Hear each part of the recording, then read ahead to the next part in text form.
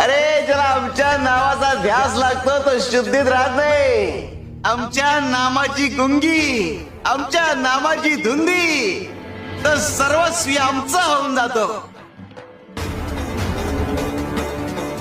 ज्याचे भाग्य चांगलं असेल त्याला आमच्या नामाचा छंद लागेल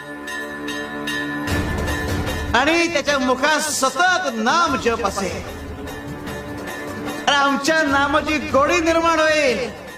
ध्यानी मनी स्वप्नी ही नाम संजीवनी वदनी असेल. त्याला निरंतर सुखाची प्राप्ती होईल.